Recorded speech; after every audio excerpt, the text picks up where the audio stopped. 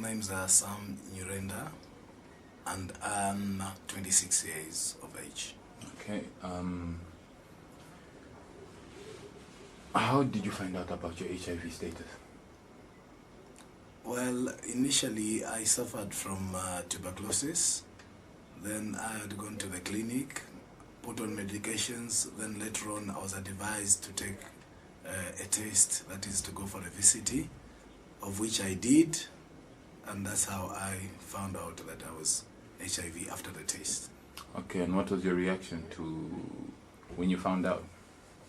Well, the reaction was bad because by the time when I was told that I was HIV positive, people used to talk a lot of negative things about HIV.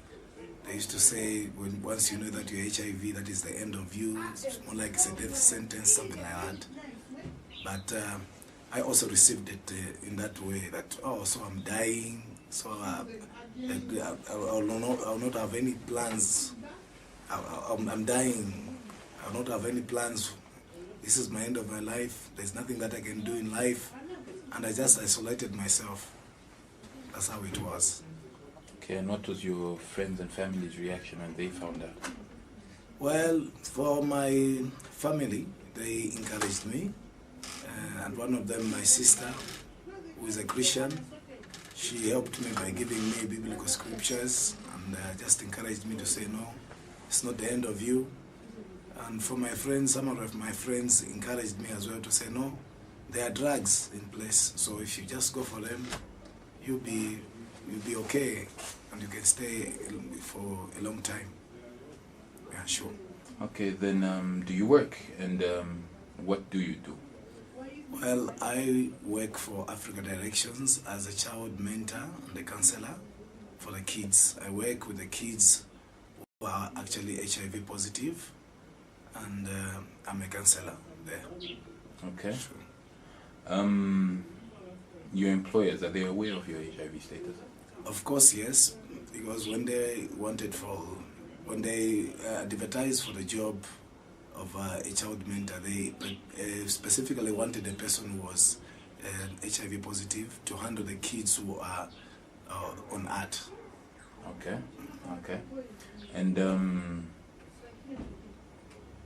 how do people generally react when you tell them you're HIV positive? Well, they receive it with mixed feelings, and people have different views.